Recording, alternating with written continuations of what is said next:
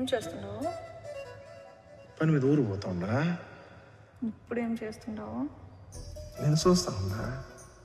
చేయడుంది చేయడుంది చేతగిలినదా? సరే మే. తగిలే, ఇంకా ఆడనే ఉంది. అరే నేను ఇందాక ఫోన్ దోశ తీసేసిన. ఇందాక ఫోన్ మాట్లాడుతూ ఉంటాను కదా, అందుకు నేను నాకు తెలియలే. తెలియదా?